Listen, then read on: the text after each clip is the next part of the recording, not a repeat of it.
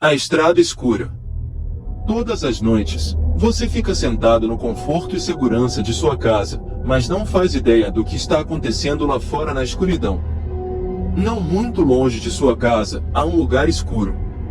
Você pode não saber, mas está lá. Em todo o país, em pequenas vilas e cidades, há muitos desses lugares sombrios. Quando eu era jovem, morava em uma cidade pequena. Johnny Craig morava do outro lado da minha rua. Eu era amigo de seu irmão mais velho. Ele era apenas um bebê na época. Eu o vi crescendo, mas nunca parei para prestar atenção nele. Às vezes, durante a noite, minha mãe pedia que eu fosse à loja de conveniência do bairro para comprar uma caixa de leite ou um saco de açúcar. No caminho para a loja, tive que passar por uma longa estrada escura. Durante o dia, era apenas um lugar sombreado, com árvores velhas e retorcidas ao seu redor, e terrenos baldios onde nada tinha sido construído e nada seria construído. Eu nunca tive medo dali durante o dia, mas, à noite, era um lugar diferente. Um lugar solitário. Um lugar sombrio e de coisas estranhas. Um lugar de terror e medo. Não havia casas ali por perto. Estava escuro como o breu, pois também não tinham postes de luz. Era tudo tão escuro quanto escuro dava para ser. Escuro como a noite mais profunda. As árvores altas bloqueavam a lua e as estrelas, lançando suas longas sombras pela estrada. Sempre que você tinha que seguir esse caminho, andava cada vez mais devagar. Era como entrar em um túnel escuro. Atrás de você estavam as luzes das casas, o som de carros e pessoas caminhando pela calçada. À sua frente, havia apenas um longo e solitário trecho de escuridão no qual qualquer coisa poderia estar à espreita, qualquer coisa mesmo. Toda vez que eu tinha que passar por aquele lugar à noite, eu ficava com muito medo. Eu esperava que alguém aparecesse, para não ter que andar sozinho, mas nunca apareceu ninguém. Enquanto caminhava por aquele trecho escuro da estrada, eu mantinha meus olhos fixos nas árvores, esperando ver algo ou alguém à espreita na escuridão. Talvez fosse o bicho-papão. Minha mãe costumava me contar sobre o bicho-papão e como ele esperava em lugares escuros por meninos e meninas que se desviavam do caminho. Talvez fosse um predador infantil. Minha mãe também me alertou sobre homens maus que tentavam atrair crianças com a promessa de doces e cachorrinhos.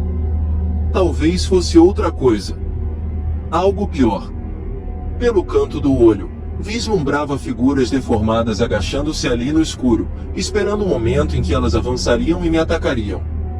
Então, naquela área silenciosa e isolada, eles começariam a me rasgar e a fazer coisas indescritíveis, e ninguém jamais me veria novamente. Não sei o que esperava ver à espreita naquele lugar durante a noite. Minha imaginação sempre me superou. Na minha opinião, era uma criatura horrenda, em algum lugar entre o animal e o homem. Tinha membros longos e finos e garras enormes e afiadas. Tinha a pele úmida e viscosa e os olhos que ardiam como fogo. Imaginei-o escondido nos galhos daquelas árvores velhas, caindo sem barulho e perseguindo os meninos e meninas incautos que passavam pela estrada escura à noite. Uma noite, quase me pegou. Eu estava andando por aquela estrada escura e, de repente, não havia nenhuma luz à frente. Foi quando eu soube que estava chegando. Eu podia sentir isso esperando lá na escuridão. Comecei a correr desesperado para fugir, mas eu podia sentir aquilo atrás de mim. Estava se aproximando rapidamente. Eu podia sentir sua respiração na parte de trás do meu pescoço. Eu corri. Eu corri o mais rápido que pude. Eu corri até pensar que meu coração iria explodir. Ele quase me pegou com suas garras, mas eu consegui fugir. Quando voltei para a segurança da minha casa, me olhei no espelho e vi um rasgo longo e irregular na parte de trás da minha camisa, como se uma garra afiada tivesse tentado me agarrar. Isso me assustou muito, e depois desse ocorrido, eu passei a odiar aquela estrada e a evitá-la a todo custo, mais do que nunca. Uma noite eu não voltarei, avisei minha mãe. Ela apenas riu e me disse para não ser bobo. Há algo lá fora no escuro, eu disse a ela. Não há nada no escuro que não exista na luz, ela me garantiu. Na verdade, o que os adultos sabem sobre o mundo? Os adultos acham que sabem tudo. Eles confiam no que leem, mas apenas leem o que é relatado nos jornais e na TV. Eles dirigem seus carros e nunca precisam andar em lugar nenhum à noite.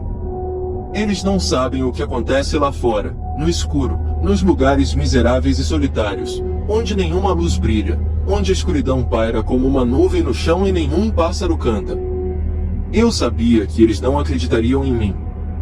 Eu sabia que não havia nada que eu dissesse que pudesse convencê-los de que algo, ou alguém morava lá entre as árvores, naquele trecho escuro da estrada. À medida que fui envelhecendo, fui me esquecendo daquela estrada escura. Fiquei mais alto, fui para o ensino médio, comecei a jogar futebol, aprendi a dirigir e comecei a namorar garotas. Os anos se passaram e, de alguma maneira, eu esqueci da coisa que espreitava lá na escuridão. A lembrança ainda permanecia em um canto distante da minha mente, mas era uma lembrança trancada na infância. Mais anos se passaram, e eu nunca pensei nas outras crianças que tinham que andar naquela estrada escura à noite. 3 dias atrás, Johnny Craig desapareceu. Ele morava do outro lado da estrada. Eu era amigo de seu irmão mais velho. Eu o vi crescendo, mas nunca prestei muita atenção nele. Não até ele desaparecer. Eles o encontraram nas árvores naquele trecho escuro e solitário da estrada. Seu corpo estava rasgado e esmagado, quase irreconhecível. A polícia disse que ele foi atacado por algum tipo de animal. No momento em que recebi a notícia, eu já sabia o que tinha de fato acontecido. Johnny Craig foi sido assassinado pela coisa que meus medos de infância haviam criado. A coisa que eu conjurei na minha imaginação. Eu deixei aquela coisa naquela estrada escura. Eu a tinha deixado lá para esperar por um garotinho assustado que estivesse caminhando para casa em uma noite escura. Um garotinho que não conseguiria correr mais rápido do que eu. Depois disso, a cidade cortou as árvores e colocou luzes na estrada. Esse trecho da rua não é mais escuro. Agora, a coisa que espreitava por lá se foi. Foi para outro lugar, onde as pessoas não suspeitam. Foi para outra cidade pequena. Uma cidade pequena como a sua, onde esperará novamente, do mesmo jeito que aconteceu aqui. Esperará que outro menino ou menina assustada apareça. É só uma questão de tempo. E aqui se encerra a história e já iremos começar uma outra. A marca. Desde que me lembro, sempre vi espíritos. Quando ainda era apenas uma garotinha, não sabia identificar o que eram espíritos e o que eram pessoas de verdade, então era muito comum eu interagir com pessoas que só eu via e ouvia. Isso fez com que as outras crianças se afastassem de mim, me chamando de louca e coisas do tipo. Com o passar do tempo, fui conseguindo distinguir o que era espírito e o que não era, tentando entender por que só eu os via. Perguntava para minha mãe e ela sempre dizia que isso acontecia por causa de uma marca que eu tinha nas costas. Passei a odiar aquela marca que parecia ser um símbolo, assim como cada fantasma que eu via, tentava ignorá-los, mas quanto mais eu os ignorava, mais eles tentavam se fazer percebidos por mim, e alguns inclusive ficavam irritados e agressivos. Tentei também me livrar daquela marca de todas as formas, cheguei até a queimá-la, mas não consegui. Com o tempo, as manifestações espirituais ficaram cada vez piores, e esses seres malignos começaram a possuir meu corpo em alguns momentos. Era horrível, não ficava inconsciente, mas perdia totalmente o controle sobre o meu corpo e minha fala. Infelizmente houve ocasiões em que isso aconteceu em locais públicos, o que fez com que todos me temessem ainda mais e se afastassem de mim. Muitas vezes, em desespero, pedi ajuda à minha mãe e alguma explicação sobre tudo isso que acontecia comigo. De tanto eu insistir, ela resolveu contar toda a verdade, que aquela marca, antes de ser minha, tinha sido dela e que ela sabia exatamente como eu me sentia, pois enquanto a marca foi dela, também os via. Contou-me que sua mãe era uma bruxa e que a tinha oferecido para demônios e espíritos, como uma espécie de ligação entre o mundo deles e o nosso, por isso tinha aquela marca. E por fim, Me falou que por não aguentar mais viver daquele jeito, ofereceu-me por meio de um ritual que tornaria possível passar aquela marca para um filho. E foi assim que essa marca passou para mim, assim como essa terrível maldição. Eu não podia conceber o que estava ouvindo. Era difícil para mim aceitar que minha mãe era culpada de tudo e responsável pela minha vida ser um inferno. Cresci bem revoltada e com muita raiva da minha mãe. Durante minha adolescência comecei a beber, usar drogas, me cortar, isso sem mencionar as vezes que realmente pensei em me matar. Quando completei 15 anos, esses espíritos que eu via tornaram-se ainda mais violentos e por vezes me machucavam, apertando meus braços, puxando meus cabelos, puxando minha perna e até apertando minha garganta.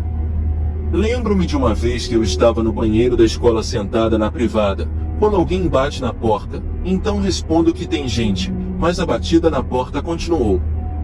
Respondi mais uma vez que o banheiro estava ocupado, mas mesmo assim as batidas continuaram, então deduzi que era uma brincadeira sem graça de algum aluno, ou era algum espírito.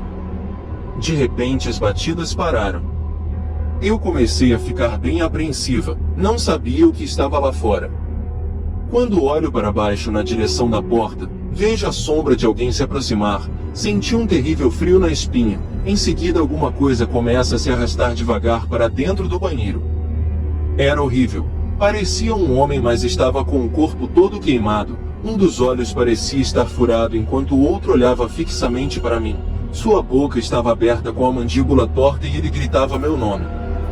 Subi em cima do vaso e comecei a gritar. Ele entrou no banheiro e começou a tentar me agarrar pela perna. Eu o chutava e gritava por socorro, até que 2 funcionários entraram e chutaram a porta até arrombá-la. Me pegaram no colo e me tiraram de lá, ainda pude olhar para trás para ver, mas o tal espírito já não estava mais lá. Do lado de fora vários alunos que escutaram os gritos, estavam me olhando com aqueles olhos, como se eu fosse uma louca. Eu não aguentava mais esses olhares de todos.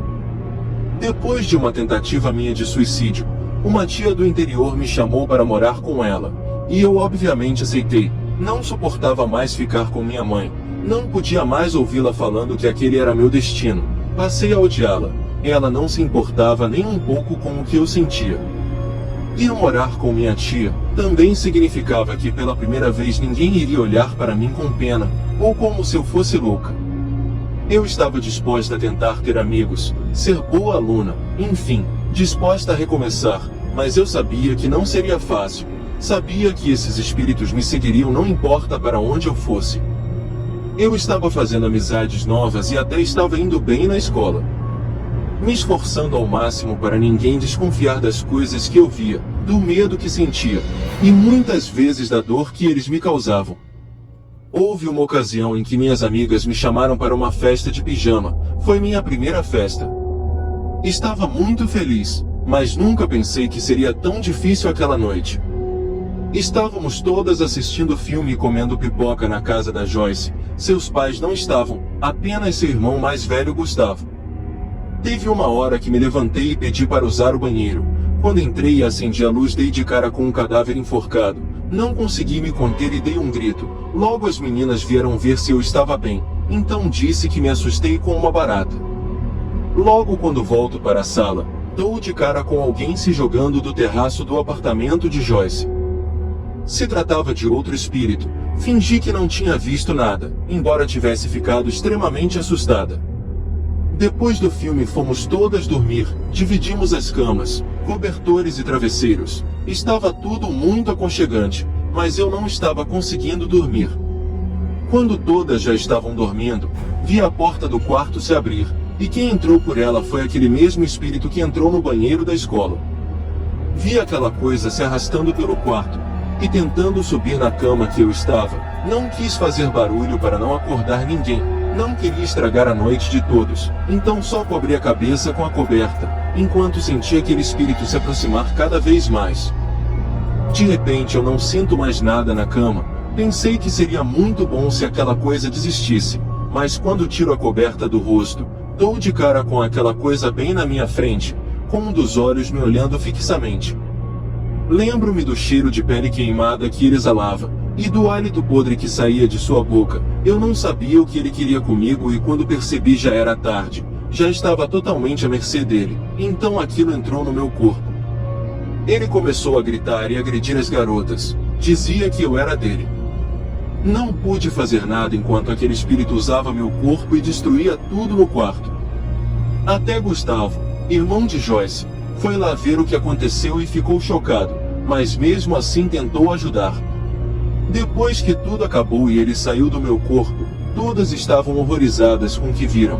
Começaram a ter medo de mim, me olhavam como se eu fosse um monstro. Todo aquele pesadelo e a solidão que eu vivia iriam voltar. Alguma das meninas que estavam na festa do pijama deve ter contado o que aconteceu naquela noite para outros alunos, pois todos na escola começaram a me evitar e me olhar estranho.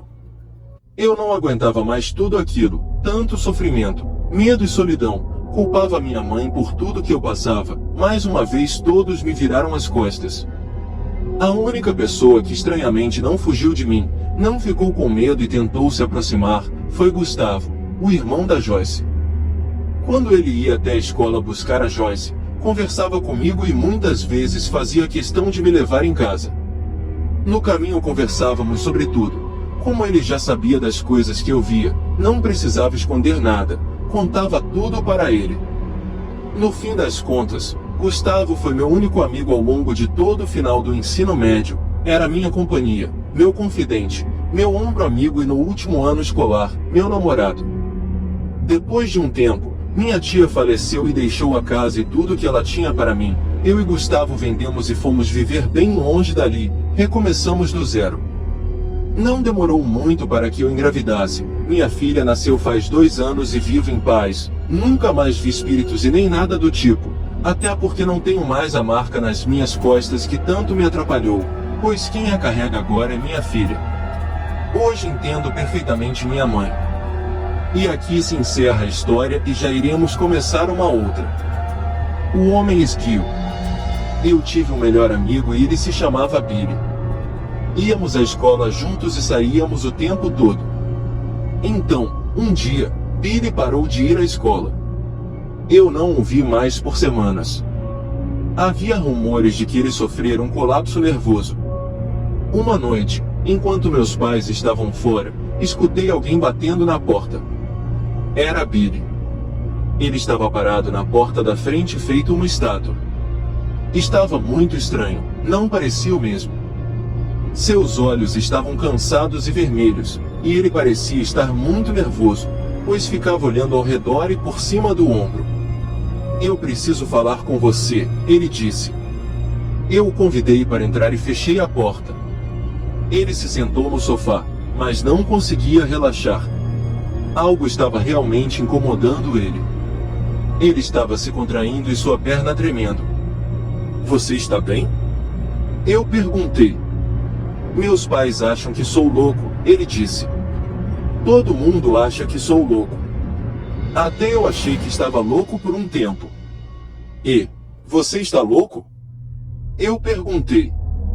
Billy soltou uma risada sem humor. Olhe pela janela, disse ele. Por quê? Apenas olhe, faça esse favor.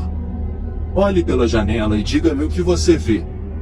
Eu decidi fazê-lo, assim. Abri as cortinas e olhei para fora. O que você vê? Ele me perguntou. Eu vejo algumas casas, alguns carros, algumas luzes na rua. Exatamente, ele disse. E você percebe algo estranho? Não, eu disse. Você vê essas luzes na rua? Ele perguntou. Elas deveriam estar ligadas, mas não estão. Elas estão todas apagadas. Como todas as luzes da rua poderiam estar apagadas? Quem você acha que fez isso? Eu não sei, eu disse. Quem? Billy baixou a voz e sussurrou. O homem esguio. Do que você está falando? Perguntei, perplexo. Eu já tinha ouvido falar sobre ele antes, disse Billy. Mas eu pensei que era apenas uma lenda urbana, mas não é. O homem esguio é real. Ele odeia as luzes da rua. Ele parece como um homem normal no começo, mas quando ele se desdobra, ele é realmente alto e muito magro. Magro como um poste de luz de rua e está vestido todo de cinza. Igualzinho a um poste. Ele se esconde atrás deles. Assim que começa a escurecer lá fora, e as luzes da rua não estão acesas, ele está lá, mas você não conseguiria saber. Como você sabe tudo isso? Perguntei. Porque eu ouvi, Billy respondeu. Quando? Algumas semanas atrás. Eu estava chutando uma bola de futebol no parque e acidentalmente a chutei nos arbustos. Eu entrei para pegá-la e foi quando vi. Ele parecia apenas um homem comum, parado na rua.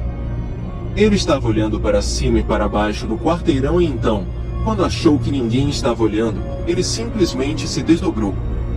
Ele se transformou em algo alto e magro e se escondeu atrás da luz da rua. De repente, ouvi um clique e a luz se apagou.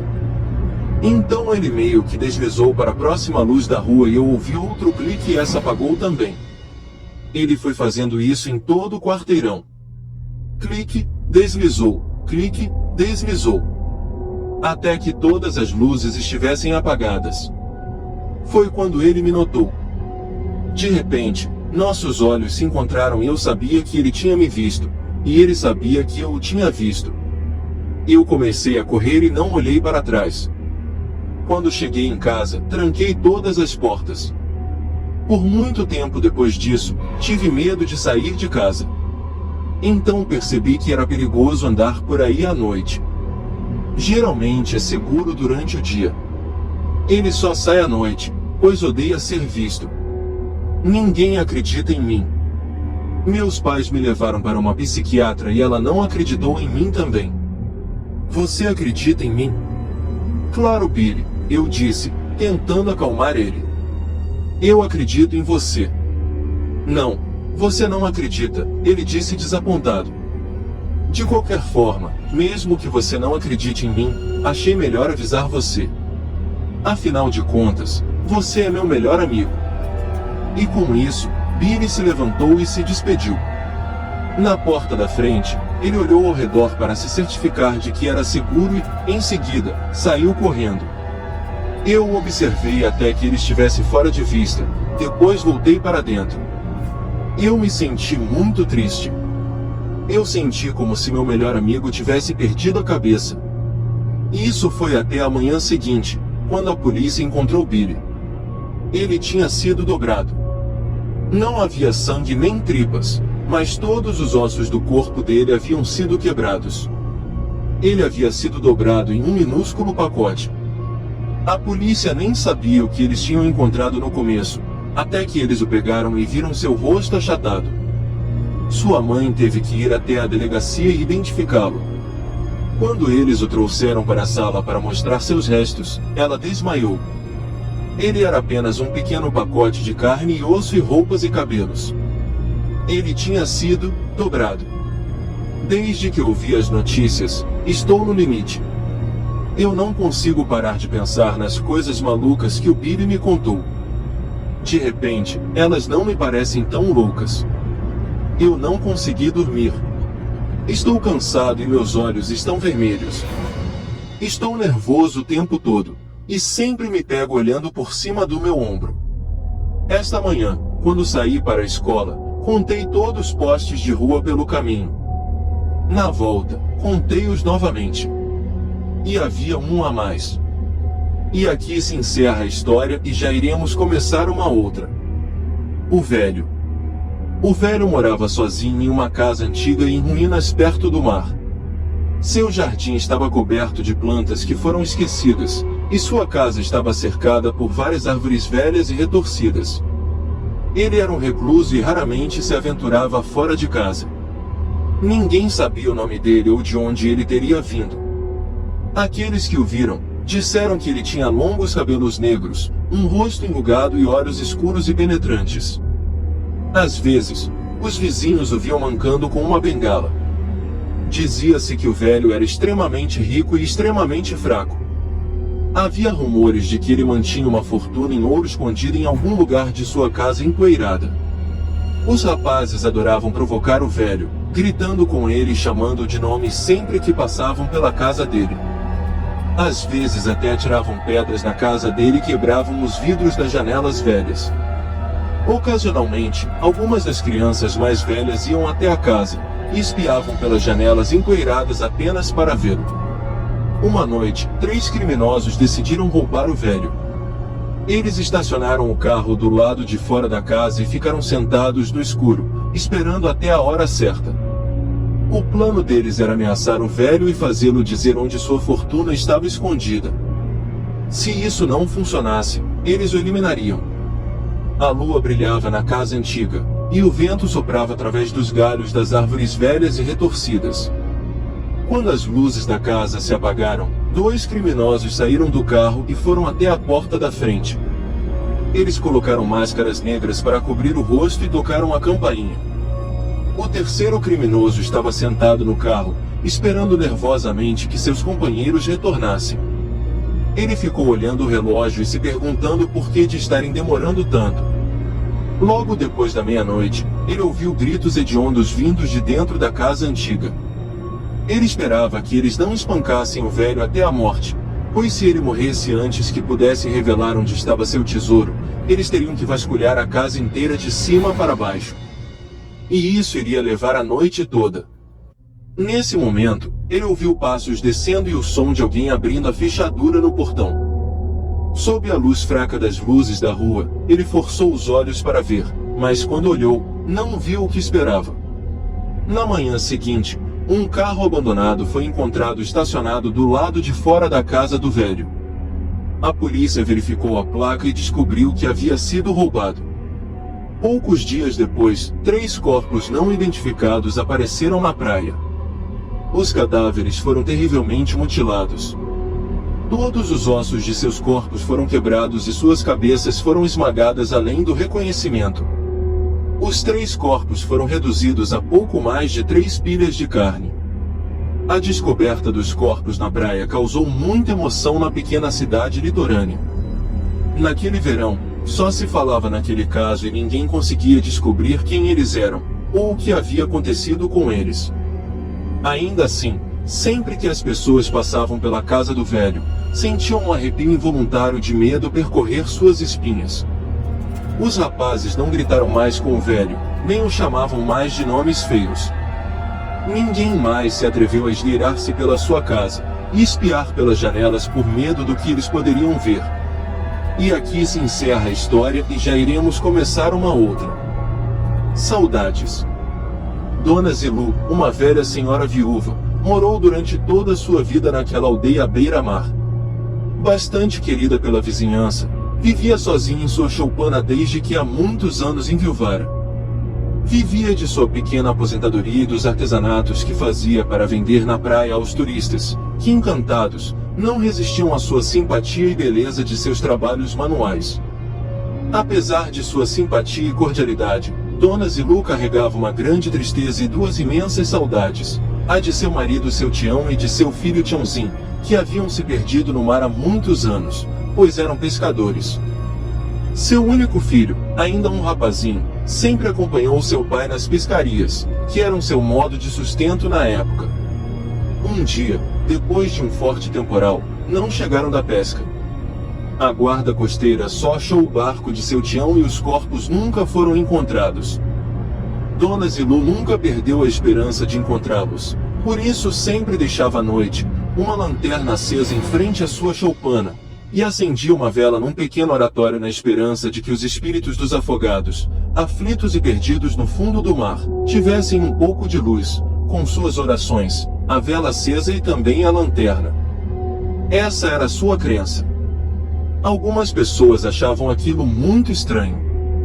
Depois daquele ritual, a velha senhora chorava de saudades olhando para o mar e, assim, a viúva ia vivendo sua vida. Numa determinada noite, depois de realizar o ritual citado, Dona Zilu foi interpelada por 2 estranhos. Armados e usando de violência, arrastaram a senhora para dentro de casa e queriam saber onde estava o dinheiro, pois viram na praia que ela ganhava bem, vendendo as quinquilharias dela.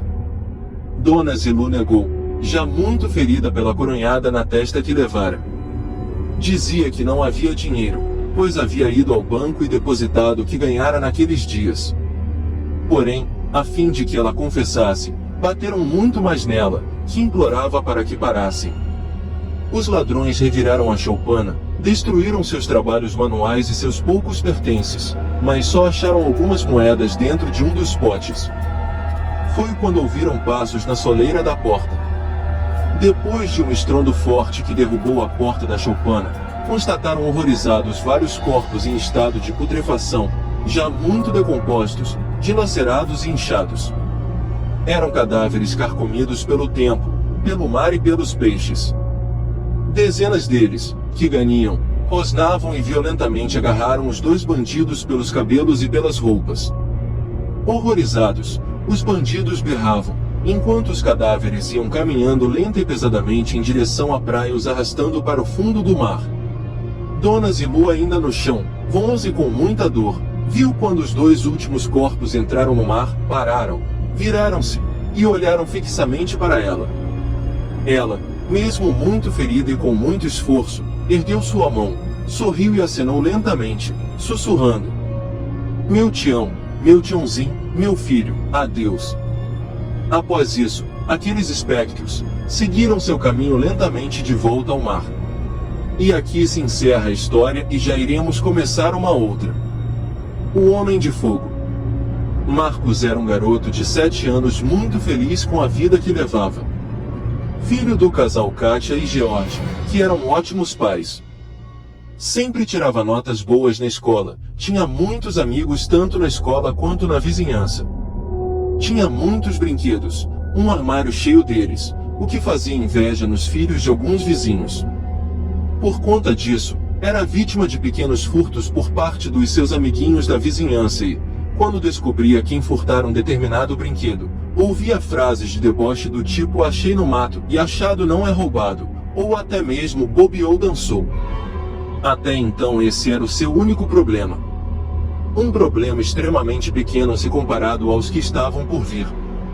Marcos tinha a imaginação muito fértil e sonhava em ser um super-herói. Ele tinha uma fantasia de cada um de seus heróis preferidos. Era uma coleção enorme. Mais de 10 fantasias diferentes, que eram a sua segunda pele. Marcos adorava ir para a escola usando uma delas debaixo do uniforme, para dizer que era um super-herói disfarçado. Certo dia, Marcos viu na TV o desenho animado de um super-herói novo, com superpoderes incríveis. Era o seu novo herói preferido. O super-herói chamava-se o Homem de Fogo. A história deste super-herói era a de um jovem cientista, que descobriu uma fórmula que o transformava temporariamente em um ser feito de fogo puro, com estranhos poderes telepáticos, telecinesia, entre muitos outros superpoderes diferentes. Marcos rapidamente pediu à mãe que comprasse um uniforme do Homem de Fogo. Muitas coisas estranhas aconteceram desde então. Kátia, a mãe de Marcos, não encontrara em lugar nenhum o tal uniforme, ou sequer qualquer referência sobre o mais novo super-herói da TV. As pessoas a estranhavam, a olhavam com desconfiança, perguntavam se ela tinha certeza que o nome do super-herói era aquele, perguntavam de que país era aquele super-herói, perguntaram se ela tinha ouvido direito o nome que o filho dissera, e chegaram a perguntar até mesmo se ela tinha certeza que seu filho não imaginou o tal super-herói. Era como se aquele super-herói simplesmente não existisse. Kátia sentou-se no banco de uma praça e raciocinou: este super-herói é muito recém-lançado. É lógico que ninguém tem nada dele ainda. Talvez daqui a uns 2 meses estas lojas estejam cheias de produtos dele. Ou melhor, se esse super-herói não emplacar, talvez daqui até lá o Marcos tenha esquecido esse tal Homem de Fogo. Voltando para casa preparada para mais uma das famosas discussões com seu filho, que aconteciam todas as vezes em que, por um motivo qualquer, ela prometia uma coisa mas voltava de mãos vazias, e exausta da sua procura em vão, Kátia não conseguiu fazer outra coisa senão tomar um banho, cair na cama e dormir um pouco até a chegada do seu marido. Quando George chegou em casa, a mulher foi logo lhe contando sobre o seu dia de caça ao Homem de Fogo. George, sempre muito bem-humorado e extremamente inteligente, disse a Kátia. Vamos assistir com ele esse desenho amanhã. Assim, quando lançarem os brinquedos do Homem de Fogo no mercado, nós saberemos só de olhar as vitrines das lojas. Ótima ideia, amor! No dia seguinte, exatamente às 9 horas da manhã, Marcos já estava grudado na TV esperando seu desenho preferido.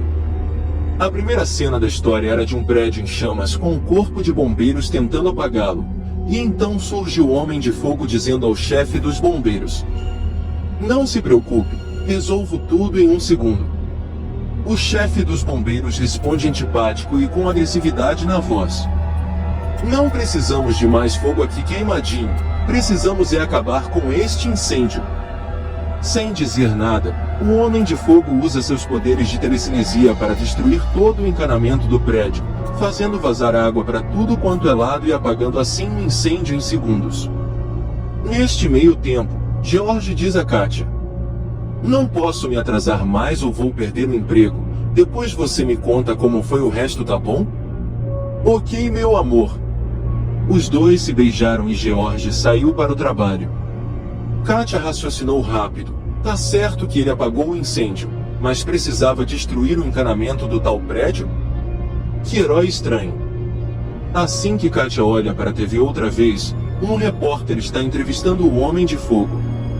O repórter pergunta: "Quando você chegou, já sabia o que ia fazer?" O Homem de Fogo olha para a tela como se estivesse olhando para uma câmera, olha Kátia nos olhos com um sorriso maquiavélico, um olhar sinistro e aterrorizante, que faz Kátia gelar de cima a baixo enquanto diz: "Eu sempre sei o que faço com os meus poderes."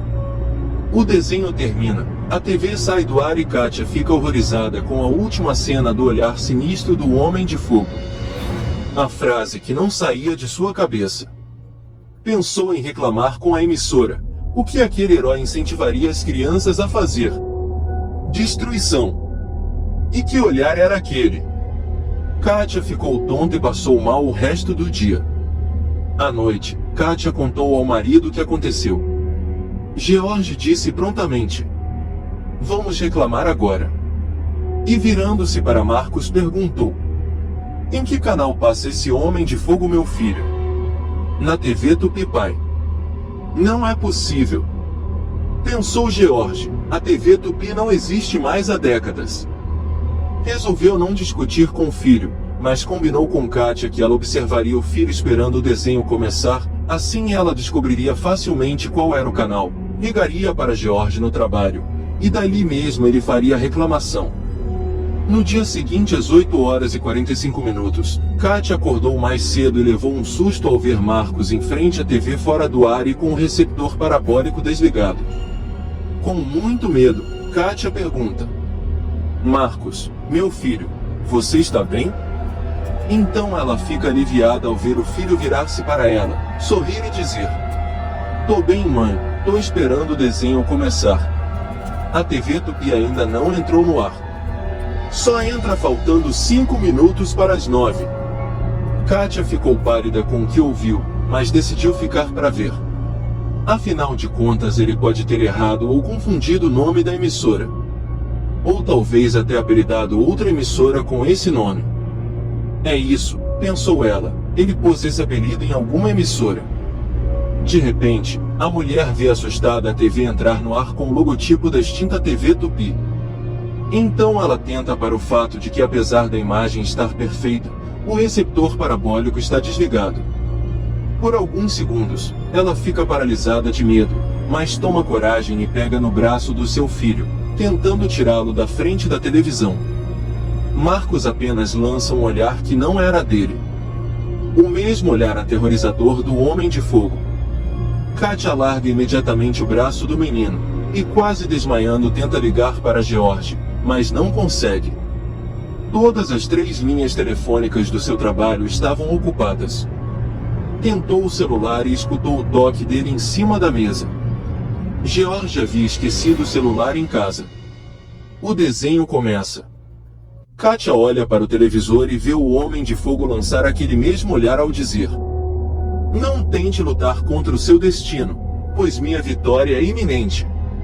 Kátia corre para a casa de uma vizinha. Muito descontrolada e nervosa, ela narra todos os acontecimentos, mas sua vizinha não acredita e a trata como se tivesse enlouquecido. Sem coragem de entrar em casa, ela vai ao bar tomar umas cervejas esperando anoitecer, espera George do lado de fora e conta o que aconteceu. Ao entrarem em casa, o casal vê o pequeno Marcos encolhido no sofá. E chorando de fome, o menino diz: "Mãe, você não fez almoço hoje, nem me levou para a escola. O que aconteceu? Para onde você foi? Por que me abandonou desse jeito?" George olha para a esposa e arregala os olhos como se tivesse visto um fantasma. Ela não entendia como simplesmente havia esquecido que o filho come, que o filho vai para a escola, que o filho dependia dela para muitas outras coisas. Que mãe horrível ela fora neste dia. Katia sentia vontade de morrer. Tudo por causa do olhar que o filho lhe lançara, e a imagem de um desenho animado que parecia ameaçá-la. Ela então cozinhou uma sopa pré-pronta rapidamente para o filho. Marcos quase não comeu e disse que estava com muita dor no estômago. Katia estava com muita pena do filho, mas não sabia o que fazer. George começava a duvidar da sanidade mental da esposa. Não fez amor com ela naquela noite, simplesmente a beijou e virou para dormir. Mas antes que ele dormisse, ela perguntou por que ele havia olhado daquele jeito quando eles viram o Marcos no sofá. Ele então respondeu: "Você me lançou um olhar sinistro. Era como se não fosse você. Como se você estivesse fora de si." Ela sentiu o seu corpo gelar. Mas tentou dormir assim mesmo para tentar esquecer logo aquele dia, como se tudo não tivesse passado de um pesadelo. Na manhã seguinte, Marcos acordou com um calor muito forte. Ao abrir os olhos e olhar em volta, viu que sua casa estava em chamas. Queria ser o homem de fogo nessa hora. Mas antes que pudesse pensar em qualquer outra coisa, chegou um bombeiro que rapidamente o pegou no colo e o levou para fora da casa. Marcos perguntava aos médicos e enfermeiros do corpo de bombeiros onde estavam seus pais, mas eles simplesmente ignoravam a pergunta. Marcos foi encaminhado a uma instituição de caridade, onde soube através dos comentários que alguns funcionários faziam entre si, que seus pais morreram no incêndio. Marcos preferiu não acreditar nessa hipótese, tendo a esperança e a quase certeza de que os funcionários estavam enganados, confundindo os pais dele com os pais mortos de outro garoto que fosse fisicamente parecido com ele, e de encontrar os seus pais vivos. A saudade que Marcos tinha deles apertava a cada dia, longe do beijo de despedida da mãe na hora de entrar no colégio, a cada domingo sem sair com eles para o parque, a cada noite sem a mãe rezando com ele antes de dormir, entre muitas outras coisas. Marcos odiava aquele lugar. Parecia uma prisão. Tinha horário para tudo. Quase todos os dias os garotos mais fortes o espancavam, e ainda o chamavam de bicha, de retardado, e de maluquinho, apenas pelo fato dele gostar de dizer frases de super-heróis. E o pior de tudo era que ele é quem era punido e chamado de brigão pela diretoria daquele lugar maldito. Parecia o inferno. Tentou fugir 2 vezes, mas era sempre alcançado e levado de volta. E ainda era obrigado a ouvir frases absurdas como: "Além de adorar uma briga, ainda tenta fugir, não é?" Ora essa, Marcos odiava brigas. Era extremamente pacífico, e só tentava fugir porque não aguentava mais levar tanta porrada dos garotos mais fortes, e vê-los levar a razão perante a diretora. Isso o indignava. Ele se sentia sendo expulso pelos garotos mais fortes e ao mesmo tempo sendo obrigado pela diretoria a ficar naquele inferno. Certo dia, ele pensou: vou ter que criar uma estratégia para sair.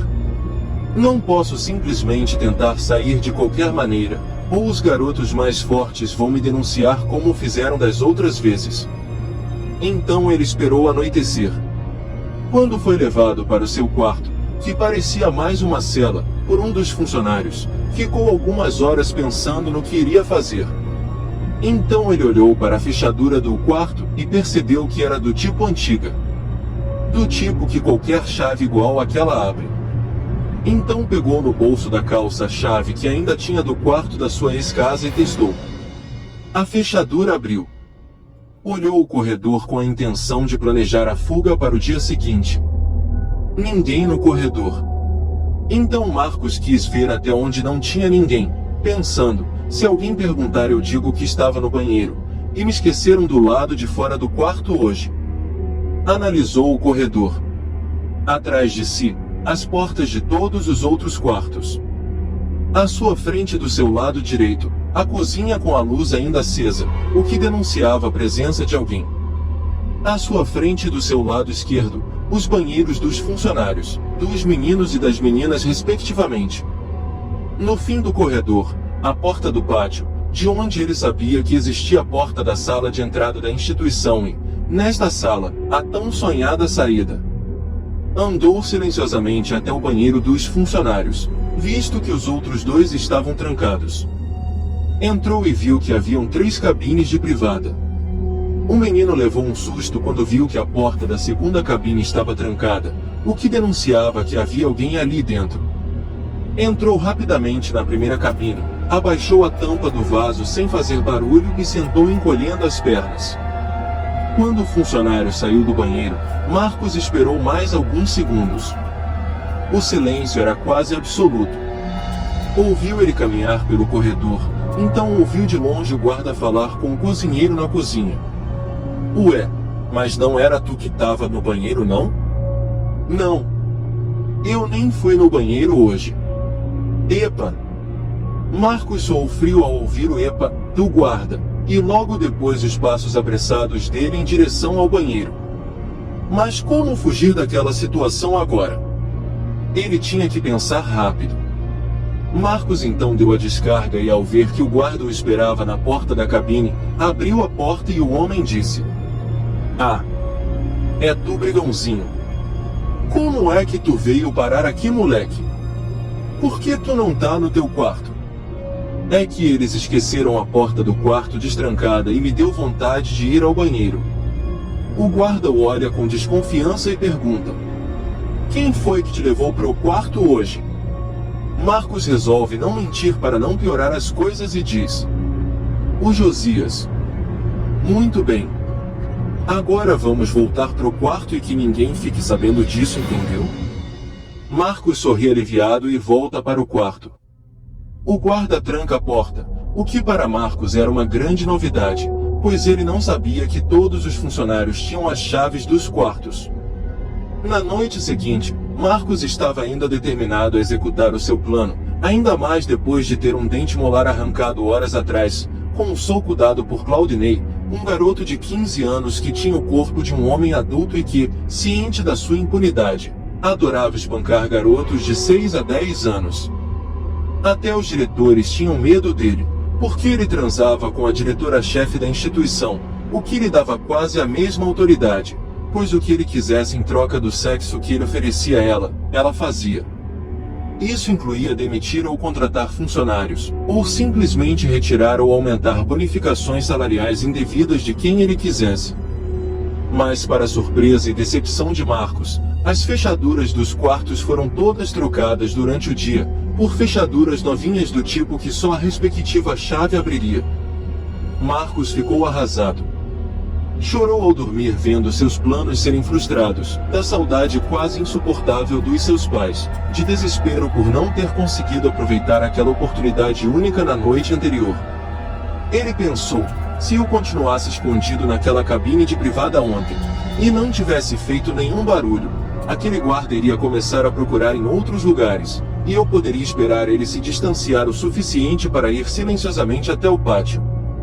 Dali seria molinho eu ir para a saleta de entrada, pois a fechadura entre a saleta e o pátio ainda é antiga. Era só eu pegar a chave da porta de entrada na gaveta da mesa, e quando ele descobrisse o que eu fiz, eu já estaria longe dentro de um ônibus. Eu pegaria primeiro, para saltar pela estrada ao dizer que estou duro depois de uns 5 quarteirões, voltando para casa. Mas como ele poderia adivinhar que aquela oportunidade seria única? Marcos queria voltar um dia no tempo. Apenas um dia. Para evitar um dente quebrado e sua eterna prisão naquele lugar, cujo chamar de inferno agora seria até um elogio. Naquela noite, ele sonhou com o até então esquecido Homem de Fogo. Não exatamente ele, mas o cientista que se transformava nele usando a fórmula secreta. No sonho ele disse a Marcos: "Ainda quer se tornar o superpoderoso Homem de Fogo? As coisas seriam totalmente diferentes na minha vida se eu pudesse. A fórmula que eu inventei não é difícil de se conseguir, mas o gosto a princípio é horrível. Você tem certeza que quer a fórmula?" "Tenho. Encaro qualquer gosto ruim para sair deste lugar. Sua vida mudará totalmente, mas nem tudo será melhor. Você quer mudar sua vida sem saber o que vai acontecer?" "Quero. Pior que isso não tem como. É impossível que tenha vários Claudinês lá fora para me espancar. Então faça exatamente o que eu vou dizer. Amanhã tente roubar um pouco de açúcar do açucareiro da cozinha na hora do almoço, escondendo numa garrafa de plástico vazia que você vai encontrar perto do bebedouro. É o primeiro ingrediente. Na hora do jantar, tente roubar a quantia equivalente a um copo do suco, escondendo na mesma garrafa. É o segundo ingrediente.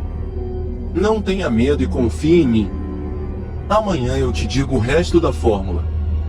Mas o sonho é interrompido pelo funcionário com a costumeira frase: "Acordando, molecada. Não é hora de vagabundo dormir, não. Hora do café."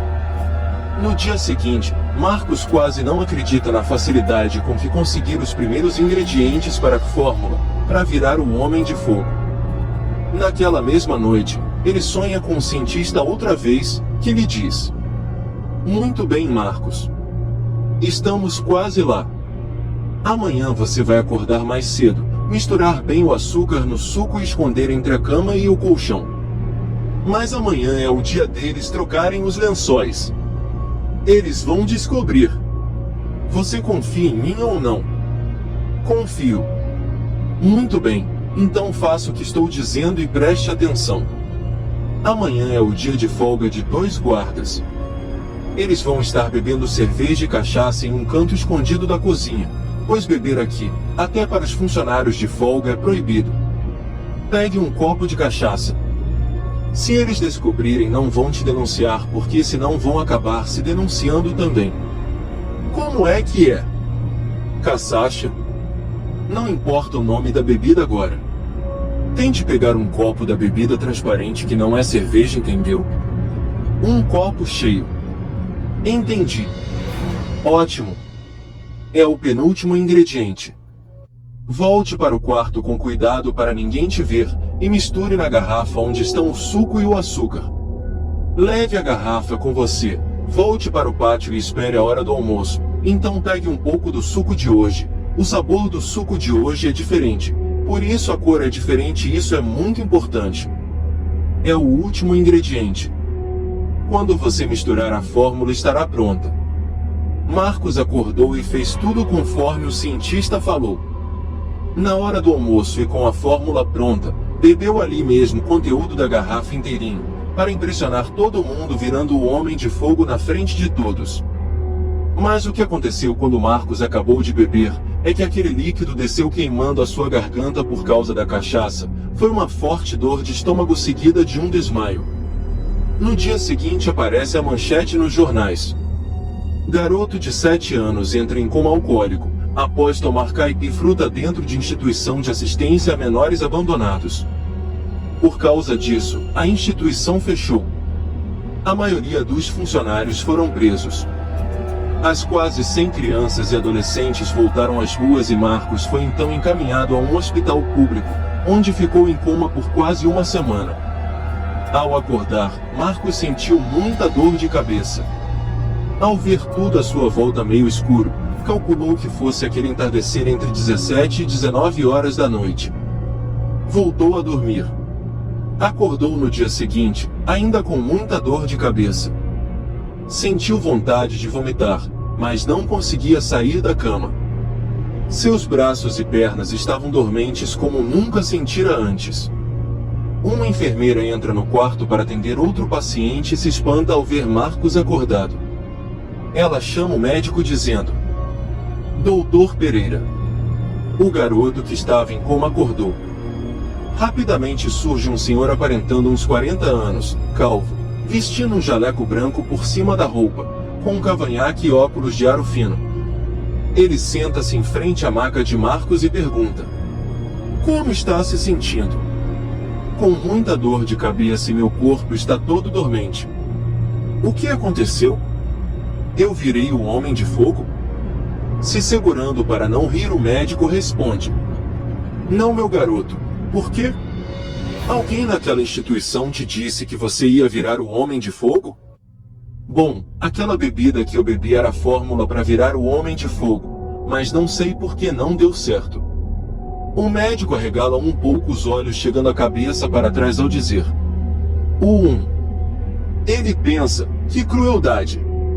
Induzir um garoto de 7 anos a ingerir uma bebida alcoólica que poderia tê-lo matado, fazendo-o pensar ser a fórmula para virar um super-herói. Que absurdo! Que instituição de caridade era aquela? O médico então pergunta a Marcos: "E você saberia identificar quem te deu essa fórmula para virar o Homem de Fogo?" "Sim, mas, Sem saber que a instituição fora fechada e os funcionários presos, ele pensou: como eu vou dizer que sonhei com o cientista que fez a fórmula, e eu mesmo roubei os ingredientes e a fiz? Isso faria com que eu voltasse para aquele lugar outra vez. Tenho que pensar numa resposta." Então Marcos disse com um certo medo: que eu não lembro direito." O médico pensa rápido. Ele está com medo de entregar o funcionário da instituição e sofrer represálias depois. Não denunciar o funcionário é até melhor para a segurança dele. A polícia com certeza vai investigar e descobrir o canalha que fez isso. Não vou induzir o garoto a ficar com mais problemas do que já está. Então o médico sorri e diz: "Tudo bem, esquece isso, tá bem?" Marcos fez um sim com a cabeça e o médico continuou: "Ninguém mais vai te perguntar isso, tá bom? Agora é só descansar e recuperar-se." O médico saiu do quarto. Marcos sonhou naquela noite com o cientista outra vez. Ao ver o cientista, Marcos diz: "Você me enganou." "Eu te enganei?" Eu não sei que fórmula era aquela, mas eu não virei o Homem de Fogo e ainda quase morri. Se bem me lembro, você queria virar o Homem de Fogo para poder sair da instituição, certo?" Mas não foi isso que aconteceu. Você não está mais na instituição, certo? Mas eu ainda não sou o Homem de Fogo. Você me deu a fórmula errada. E eu ainda vim parar no hospital com a sua fórmula maluca. Mas o que você queria, você conseguiu. Os funcionários estão presos e todos os outros garotos nas ruas. A instituição foi fechada e você está livre. Não seja ingrato agora. Você tem nas mãos a liberdade que sonhou há quase 1 ano. Mas então, o Claudinei está na rua também. Ele vai me pegar assim que eu sair daqui. Você não disse que ele ia ser solto também. Isso não muda quase nada. A não ser se eu sumir para outro lugar. Mas e se o Claudinei me seguir? E se ele me achar? O que é que eu faço agora? Eu te disse que sua vida mudaria totalmente, mas nem tudo seria para melhor. Mas no caso do Claudinei, a minha vida não mudou. O que significa que não mudou totalmente como você disse que ia ser? Nem sempre as coisas são o que parecem. Leia as notícias da primeira página dos jornais ao passar por uma banca qualquer, assim que você sair do hospital. Como é que eu vou arrumar dinheiro para comprar jornal? Não precisa comprar. É só olhar a notícia que vai estar logo na primeira página. No dia seguinte, o médico aparece no quarto esquecendo que Marcos saiu de uma instituição de caridade, que agora estava fechada. Diz: "Você vai receber alta hoje, meu garoto. Vai poder ir para casa." Às 16 horas, Marcos recebe alta e sai sem saber direito em que rua está. Aos poucos percebe que está em outra cidade, mas não se importa com isso a princípio, e procura uma banca de jornais. Ao encontrar uma, vê admirado a foto do seu inimigo e da ex-diretora-chefe da recém-fechada instituição, na primeira página dos jornais com a seguinte manchete: crime passional. Empresário flagra esposa com garoto de 15 anos na cama e mata os dois. O cientista estava certo sobre a mudança total na sua vida. O seu pior inimigo estava morto. Agora sua vida ia mudar para melhor. Muito melhor. Mas nem tudo na vida são flores. Marcos ainda não tinha onde dormir ou o que comer. Não iria de jeito nenhum pedir ajuda em outra instituição de caridade, pois tinha medo de virar saco de pancadas outra vez. Pensou em pedir ajuda aos amigos da família, mas estava em outra cidade onde não conhecia ninguém e ninguém o conhecia. Sentiu fome. Estava longe do hospital agora e estava começando a entardecer. Marcos pediu ajuda a uma senhora que passou por ele. Moça, eu moro em outra cidade. Preciso voltar para casa. Estou perdido e com fome. Será que a senhora pode me ajudar? A senhora coloca a mão no bolso dizendo: deixa ver quanto é que eu tenho. Sem entender direito, Marcos ficou olhando para ver o que ela iria fazer. Pois afinal de contas ele disse que estava perdido e, por conta de estar perdido, é que ele estava com fome. Será que ela teria um mapa da cidade ou do estado no bolso?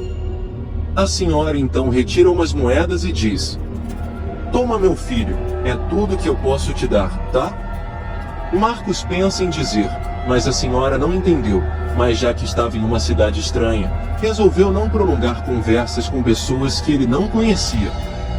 Marcos então simplesmente diz: tá bom, obrigado. De nada, tchau.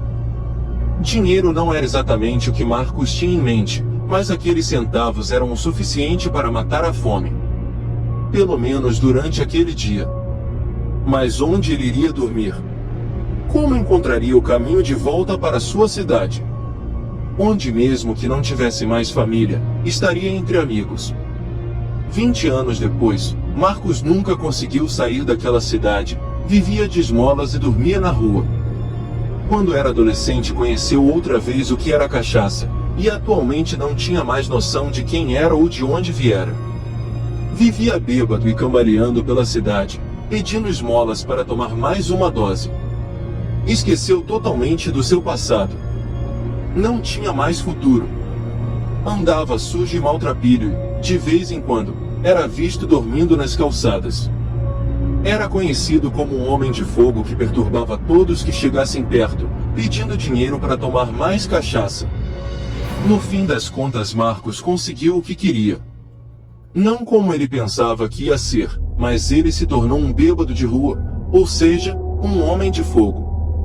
Marcos morreu de cirrose hepática no meio da calçada, aos 27 anos de idade.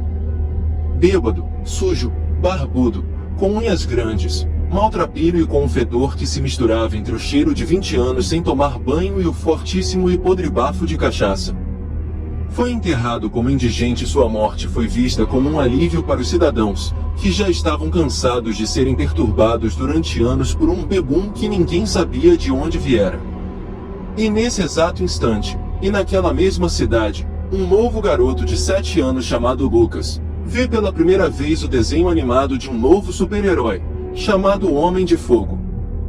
E aqui se encerra mais um relato. Espero que tenha gostado e deixe seu like. É muito importante para continuar produzindo esse conteúdo para vocês. Nos vemos em breve.